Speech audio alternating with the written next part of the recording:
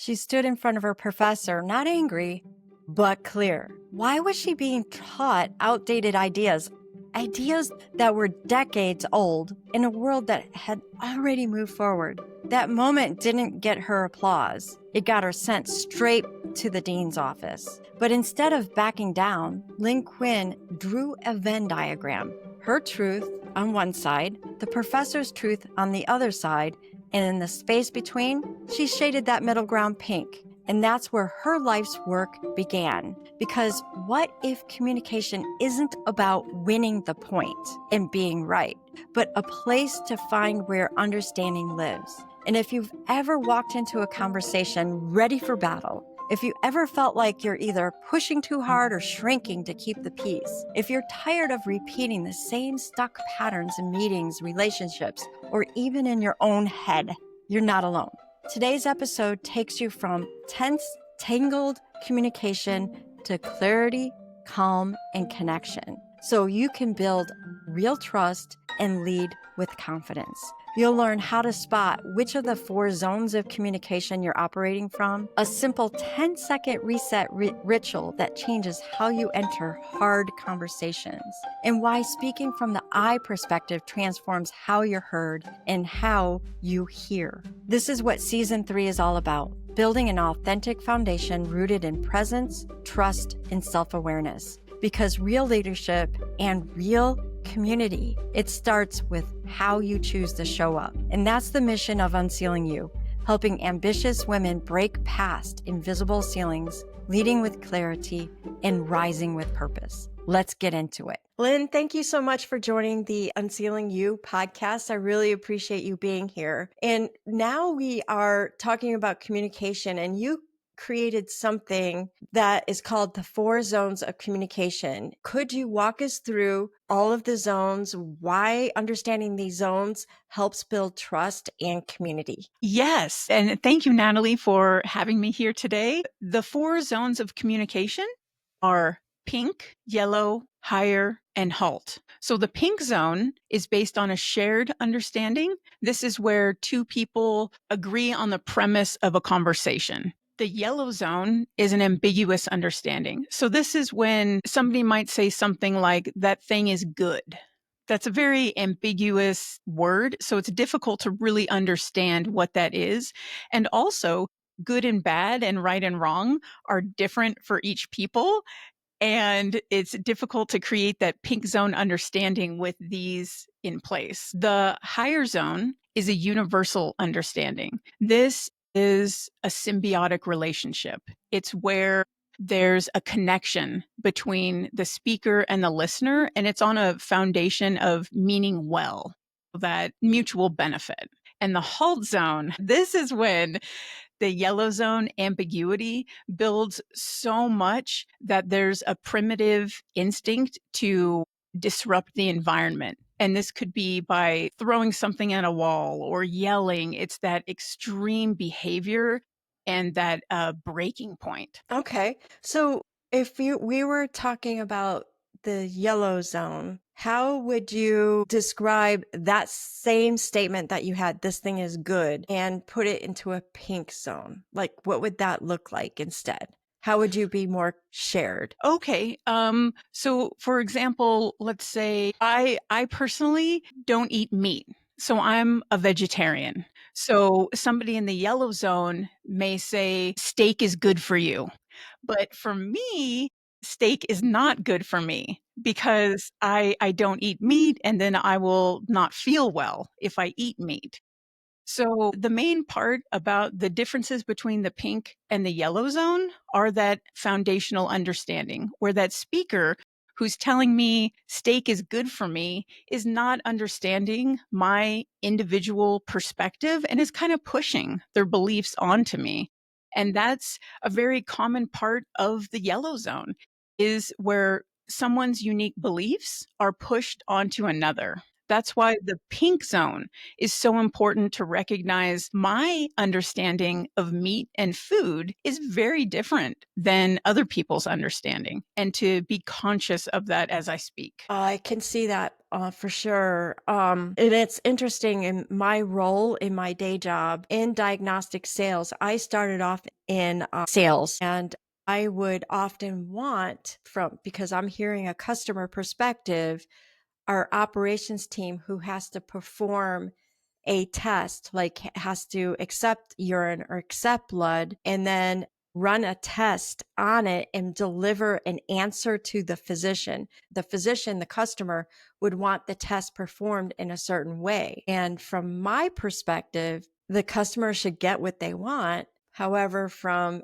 a operations perspective, the person, the scientist that is running the test, there is a right way to run the test, a wrong way to run the test. There are specific regulations they have to follow. And I could see where I would get into a push and pull type of system because I'm trying to push on the customer's perspective, yet the operations person is like, wait, I can't do that. The regulations say no. And it would take quite a bit of time because I was in that push zone trying to push the perspective of the client on. And it took work. Yes. And what you're describing is a great example of the difference between the pink zone and the yellow zone, where you're in the middle of two different entities, the lab and what they want, and the customer and what they want. So that's how the pink zone takes into account both of those perspectives best, in the best possible way. Yeah. So, in the example you described with the meat, the example that I describe with being a salesperson, trying to make sure that the operations person is hearing the customer, do you have a favorite prompt or practice for someone who may be starting out?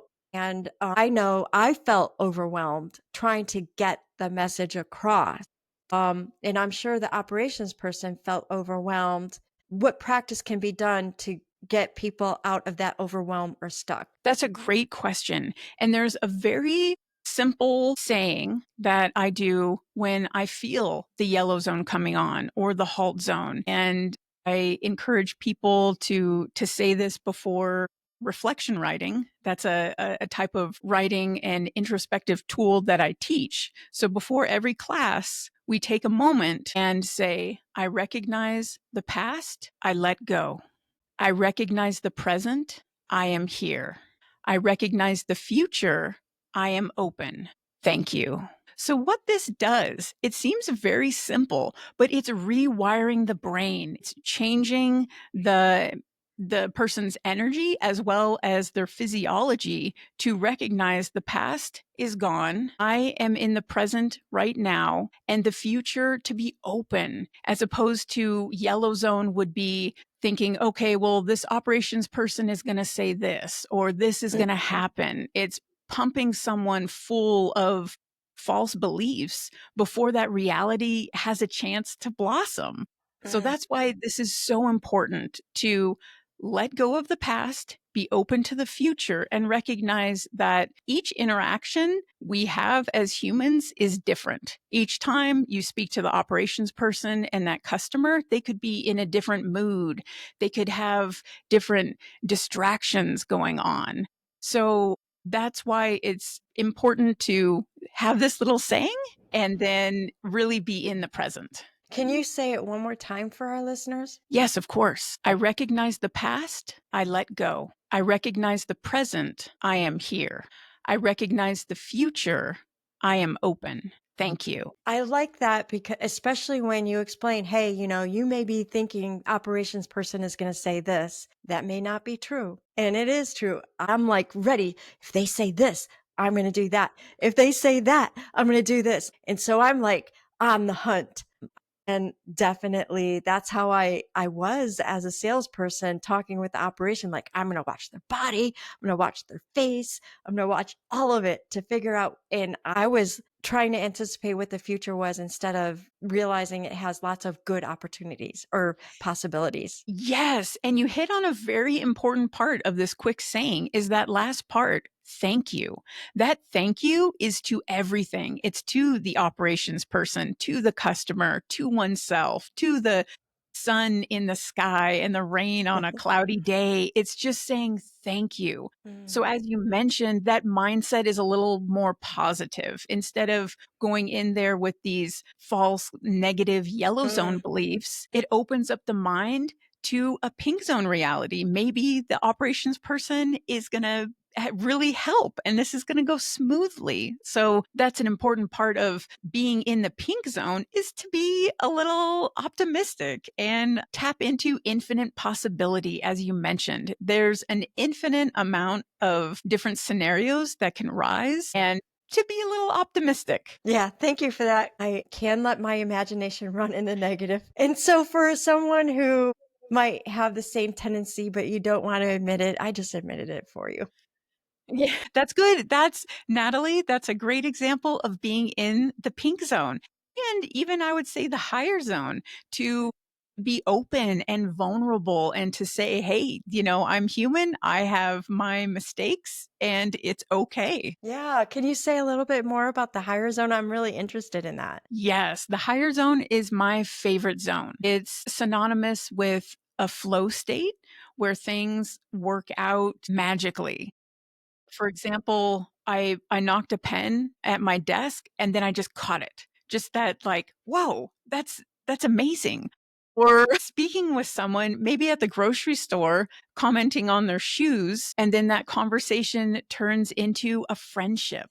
It's that connection, that bond. It's when the pink zone is elevated. So there's Mm. that shared understanding, there's that wanting what's best for oneself and others, and then that building into wanting what's best for everything on the planet, to be conscious of that connection that we all have. If I have an argument with someone, to be compassionate towards them. They could be having a bad day and to give them the benefit of the doubt and to recognize that each human is doing the best they can. Whatever that looks like is different, but each of us really is doing the best we can for what we're working with. Yeah, I like that. So, understanding layers of consciousness is important in life and in communication because we may not be conscious of what our thoughts are. So, what are these layers? Yes, this is a big part of my approach to communication that's very different to others. Mine is centered around layers of consciousness,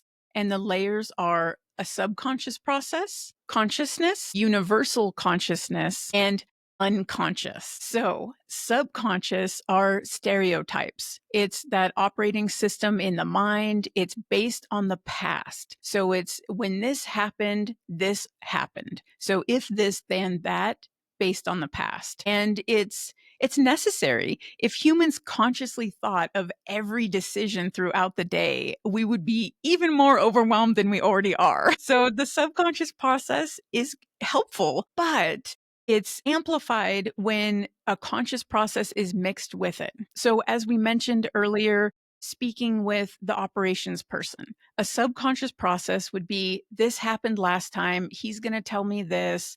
Derp, derp, derp, derp.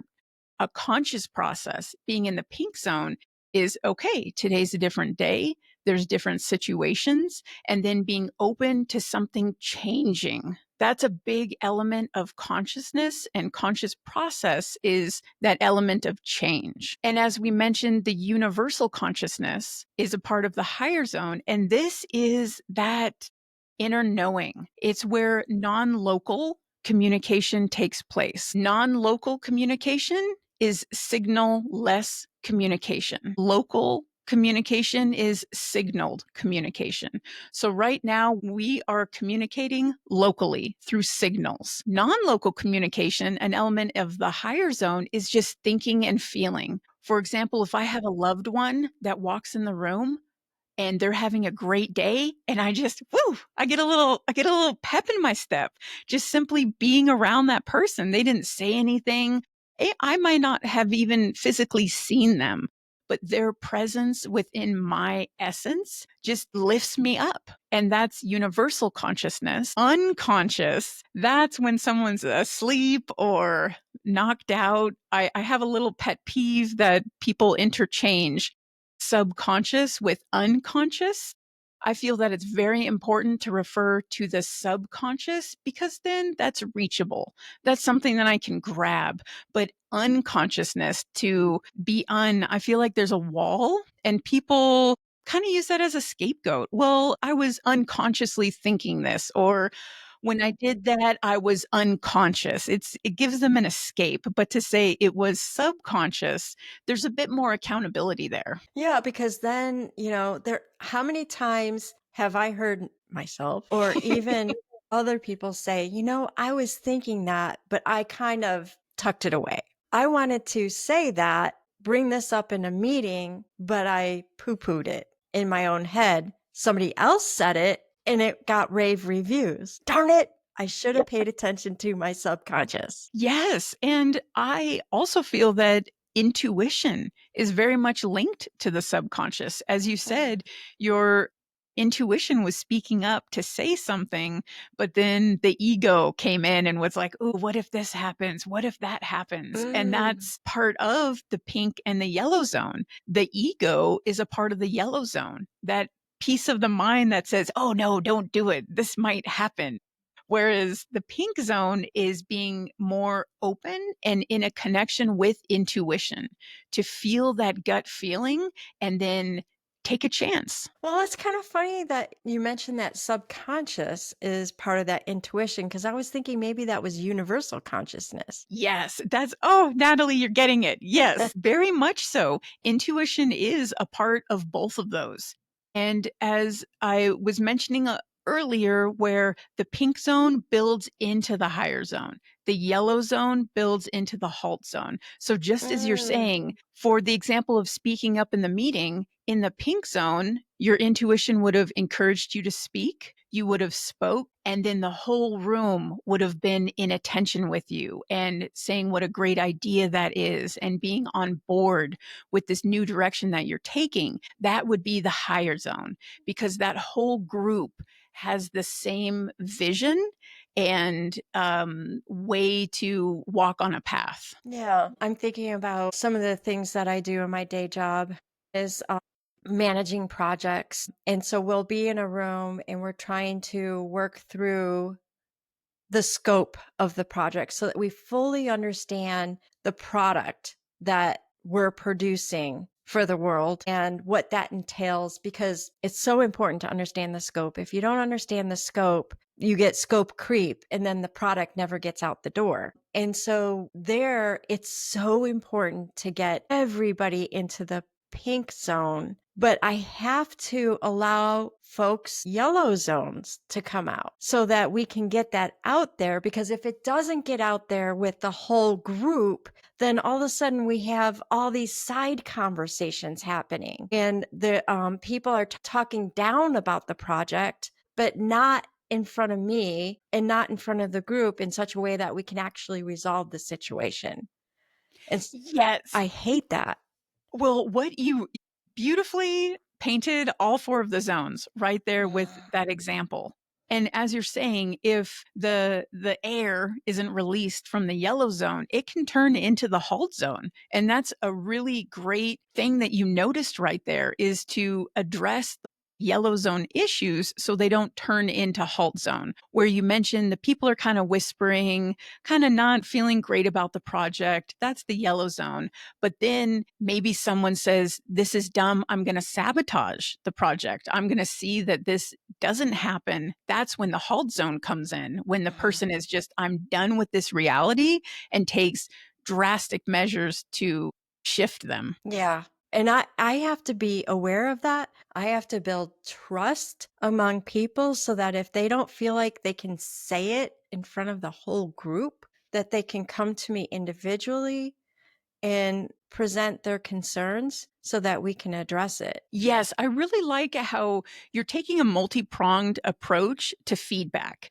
And that's so important, especially with the prevalence of neurodiversity. I'm neurodivergent. My brain works in a very different way than the academic school system hoped it would. And just as you're saying, somebody could have a great idea, but they're too shy to speak up in the group. So to essentially force them to speak in the group as the only way to express themselves is detrimental to the wellness of the group.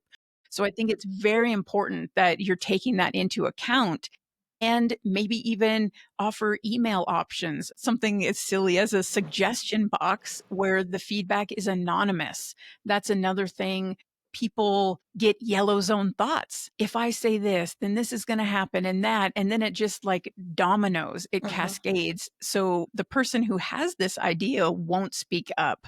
So sometimes anonymity also helps with tapping into the pink zone. Great. Okay. So the mind is at capacity, connection becomes complicated. So in your work, talk about the Ferris wheel of the mind. What is that? Oh, Natalie, it's one of my favorite things. And as I mentioned, I'm neurodivergent. So I think in pictures. I see pictures in my head.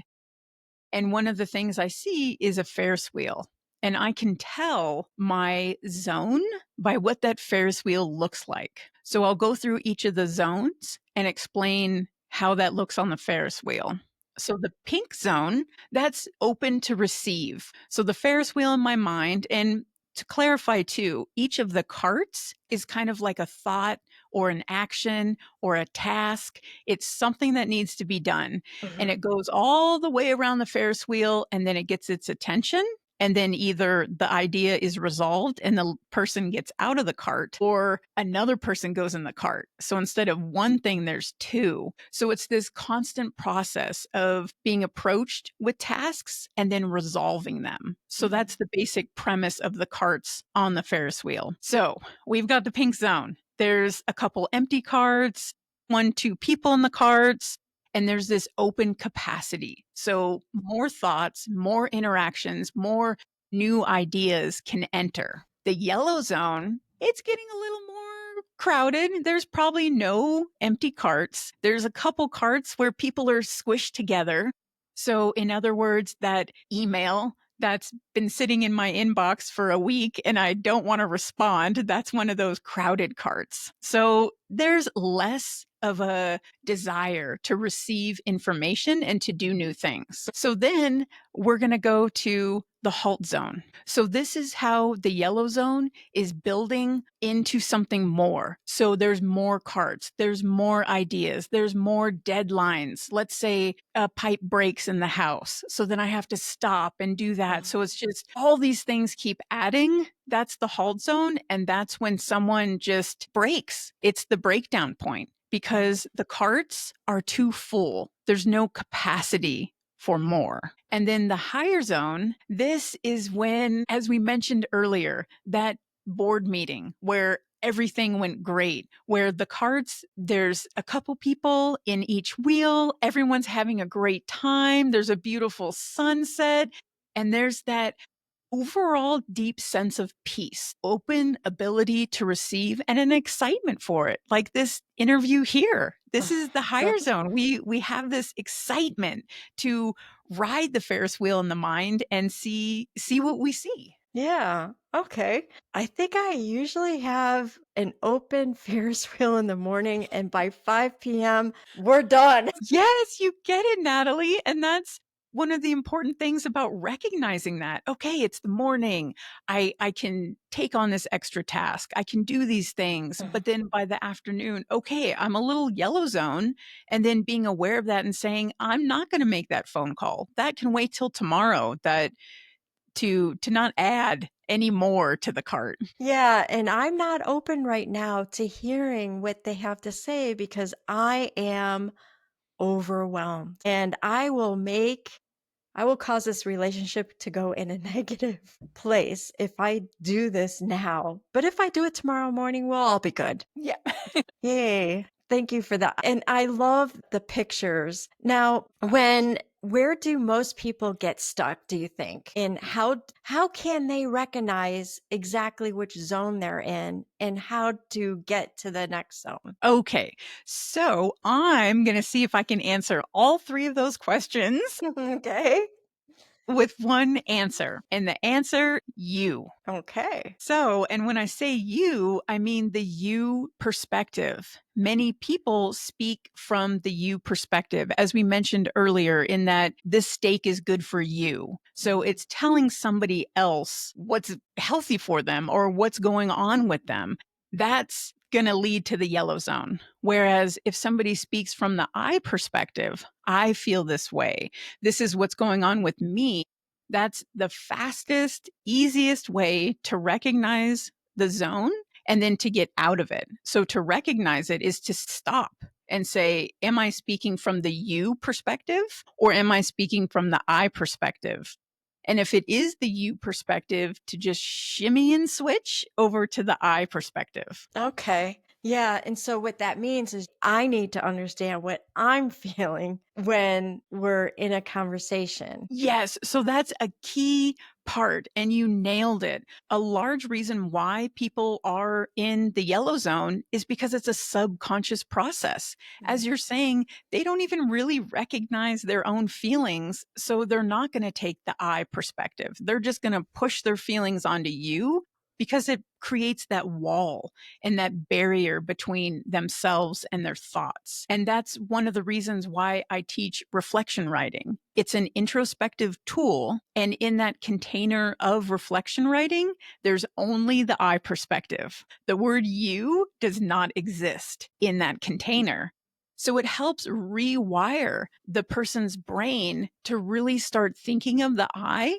And then what are those I statements? And then dig deeper into them. I feel introspection is a really essential piece and the foundation for speaking in the pink zone. Yeah, and I think if we all want to be excellent leaders, we need to be introspective. That introspection helps us go in the direction that allows us to be our best self. Yes, I agree.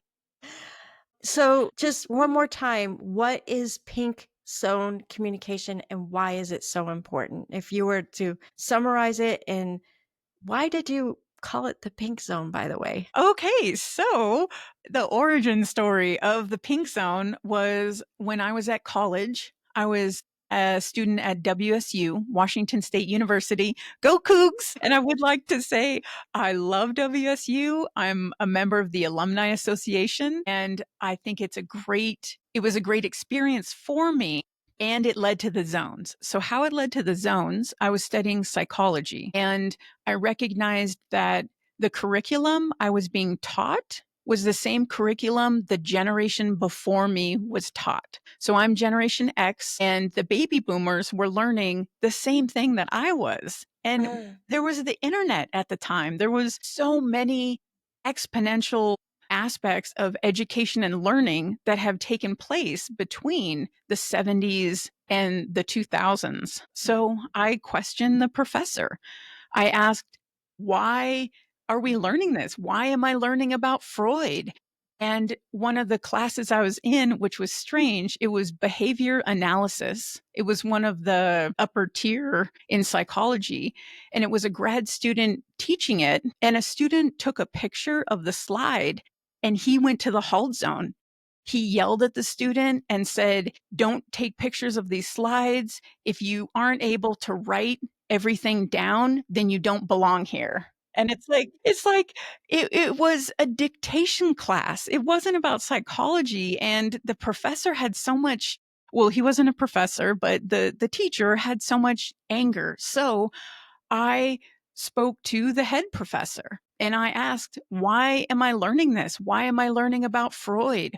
Am I being tested on my dictation skills? And her short answer was that I didn't have the right to question the curriculum, that she's the teacher, she knows what's best, and that I not to do that. And she sent me to the dean. She didn't want to deal. Yes, she didn't want to deal with me. And I recognize in many ways she was in the halt zone. You know, she probably has a family at home. She has so many classes to teach, all these things. And she was overwhelmed, sent me to the dean. And that's where the zones came about. So I drew a Venn diagram. It was my perspective, her perspective. And then where they overlapped, I highlighted pink. That's the pink zone. That's where she could recognize that for me as a student, I was frustrated that the academic system in the university system was nothing like I thought. I thought there would be much more critical thinking and innovation and teamwork. And for her side, I could understand that she's overwhelmed, that she wants more critical thinking, an updated curriculum. But the academic machine is like a giant boat. It takes time to shift it. So that would have been the pink zone, that part where we could understand each Yeah. other's perspectives, but also go our own way. So that's how the zone started.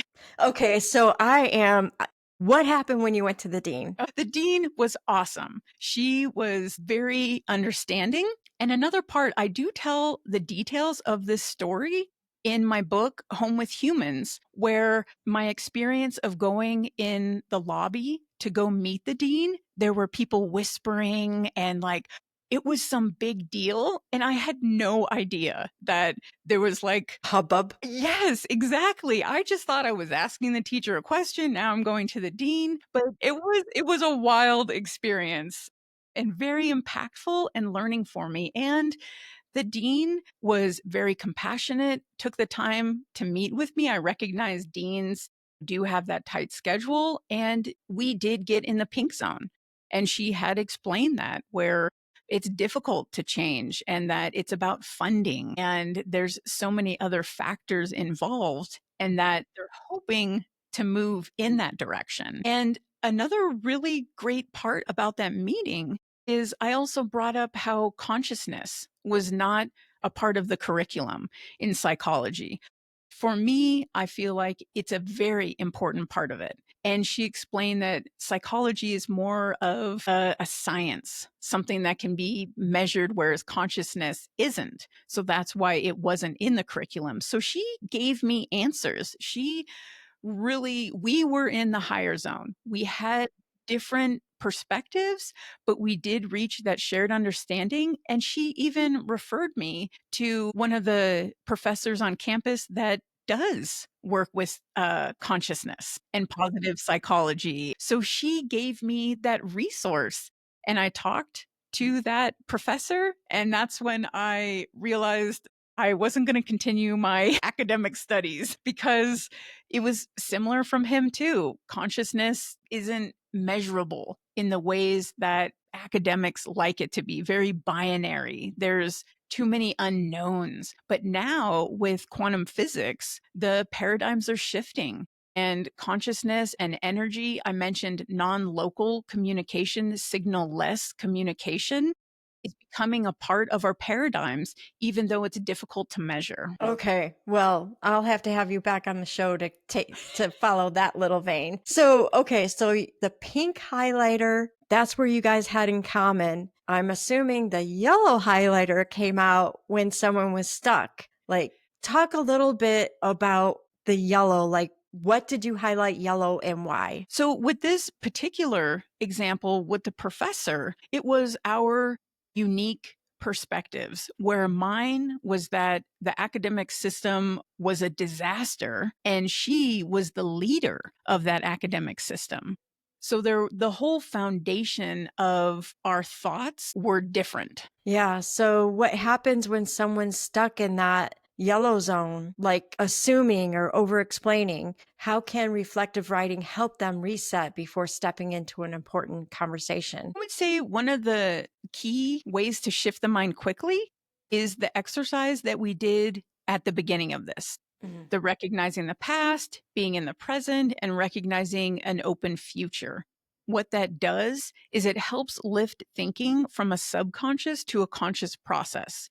So before going into a meeting or giving a speech or having something that's a big deal, it's important to evoke that conscious thinking. And to tie that in with reflection writing, it's going back to the I, writing from the I, speaking from the I, and recognizing that each of us is an individual, and leaning into those differences can really evoke conscious thinking. And then when stepping into that meeting, it's weird. There's a heightened sense of autonomy, but then also a groupness, to be open to lifting from a subconscious process of this happened last time, so the same thing's going to happen, to a conscious process of who knows what's going to happen. I'm open to it. So did you ever go back to that professor and circle back and say, oh, I learned something. Thank you for sending me to the dean? No, and I've wanted to. I do hope that if I go back to Pullman, Washington, maybe she's still there. I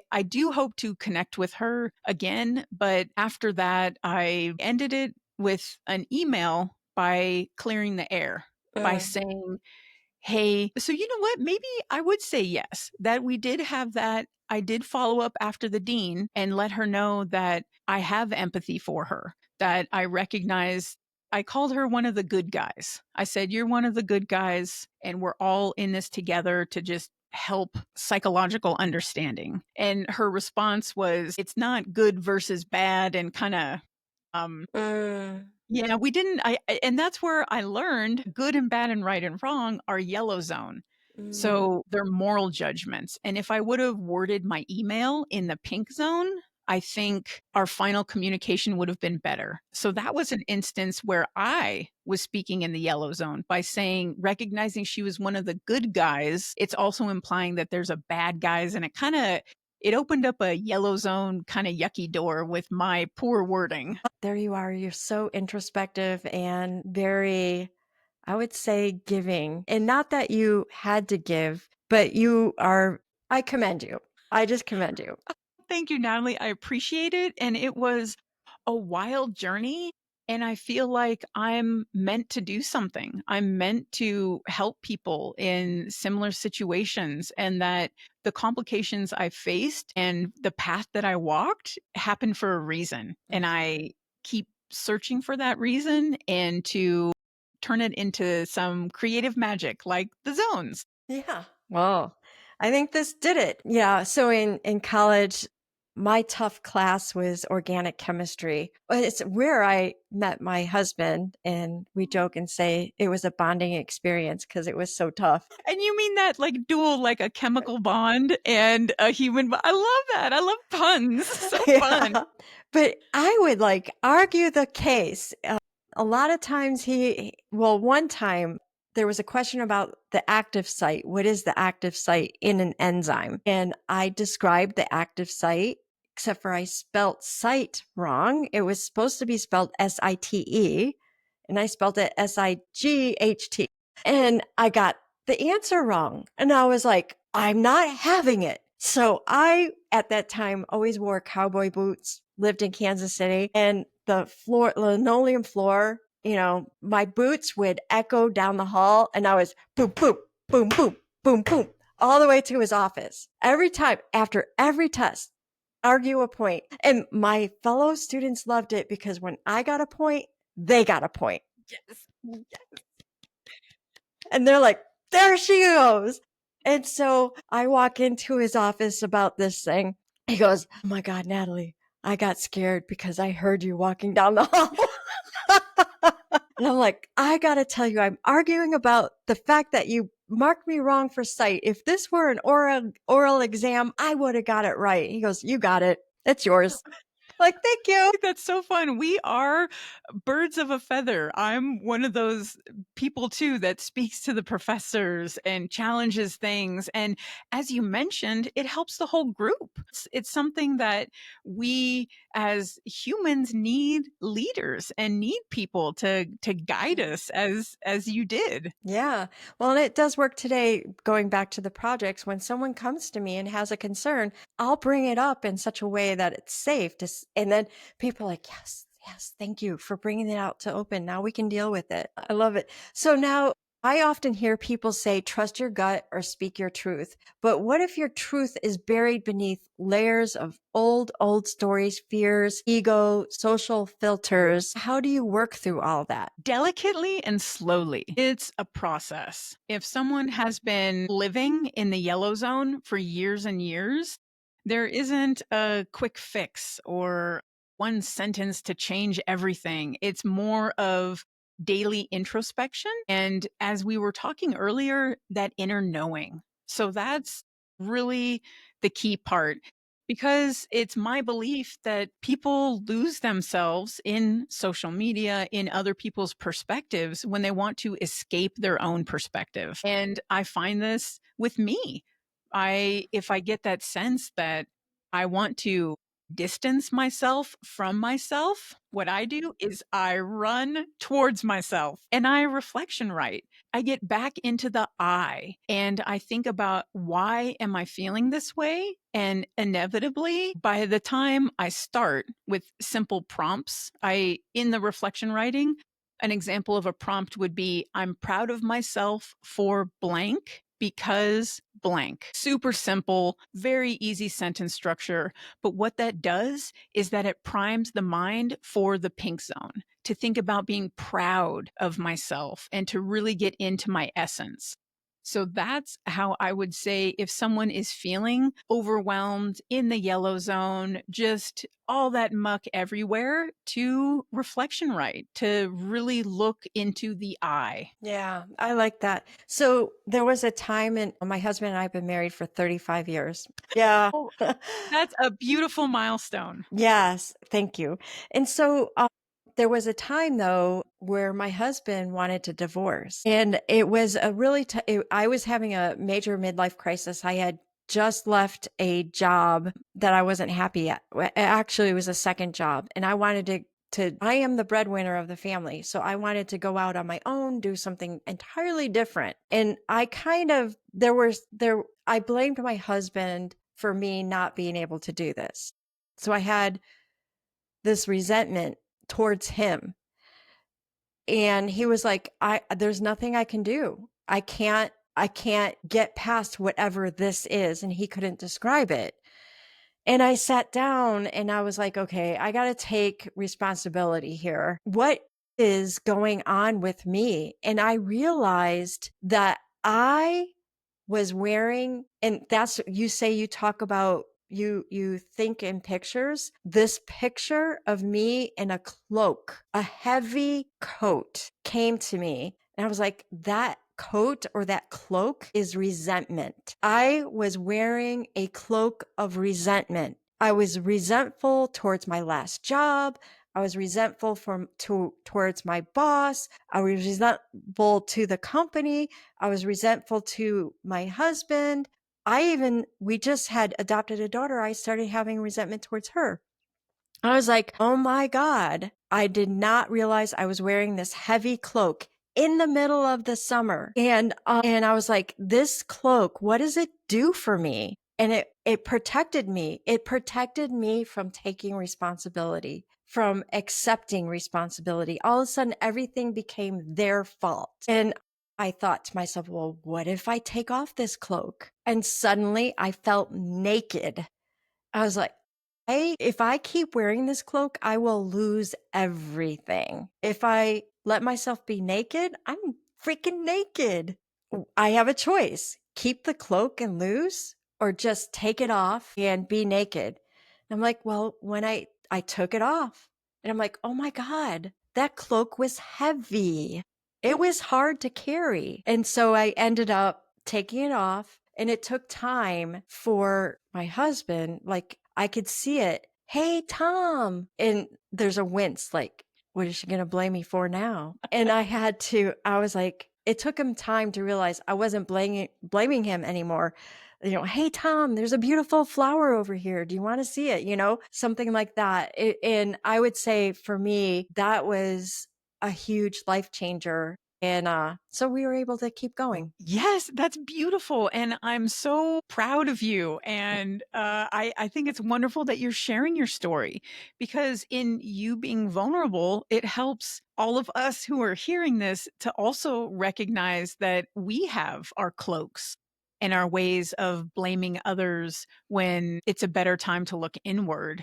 And that you really hit a great point about the pink zone and the yellow zone. Of the yellow zone is that victim mentality. As you Uh, mentioned, it was your husband's fault.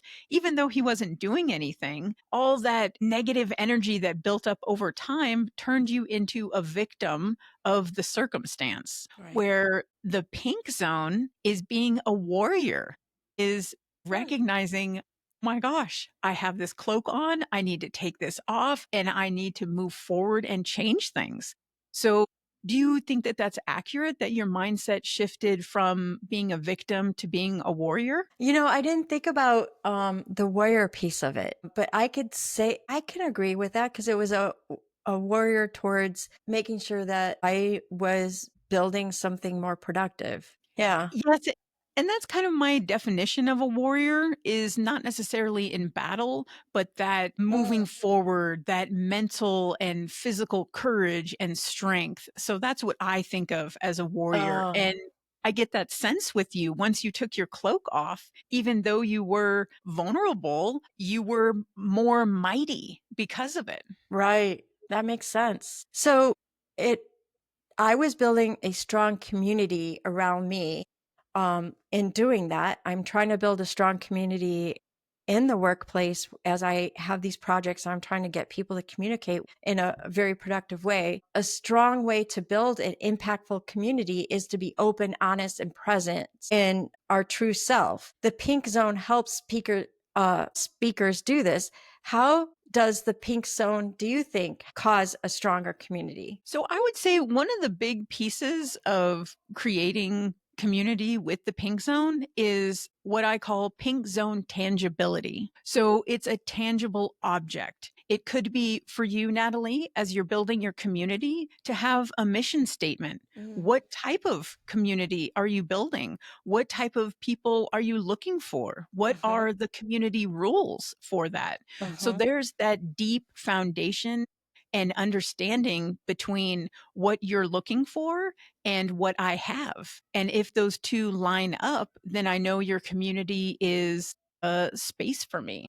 Yeah, I like that. So, like in the projects at work, the mission is to be able to take these projects and make it so that we can build a product or a service that is a win win for everybody, a win for the customer, a win for the company, a win for the employees, and that we do it in a way that doesn't stress us out. We understand what the scope is, we understand what the cost is that we're going to be putting in, and we understand our timelines so that it all goes smooth and we can look back and say, yes, we did that. I love that. And then are you the designer of that? Do you create the Pink Zone tangible object to get the group together?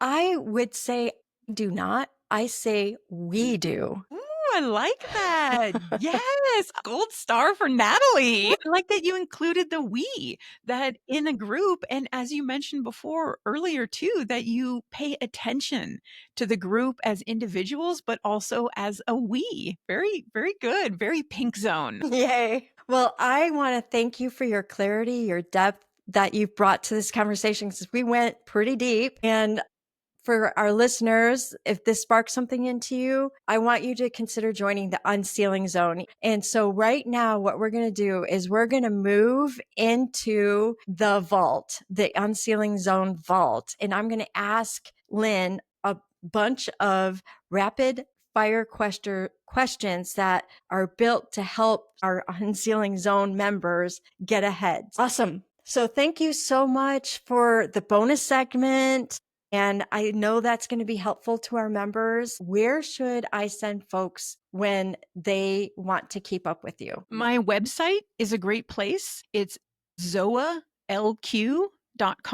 So the zones of Atlas, Lynn Quinn, The umbrella of what I teach under is called the Zones of Atlas. And I also have a Substack page. So I'm off social media, but that's kind of my one little doorway into the great unknown is my Substack. Awesome. So thank you so much for being on. I think this was a fantastic, deep conversation, and I know my listeners will enjoy it. Oh, yes, I enjoyed it too. I learned so much about you, Natalie. And the beautiful thing that I learned is you are a pink zone warrior. So keep leading us into a shared understanding. All right. I think I should get a sign that says Pink Zone Warrior. Thank you so much. You're welcome. Lynn went from questioning a system that wouldn't bend to creating a model that helps all of us communicate with more compassion, clarity, and calm. By the end of this episode, you learned how to recognize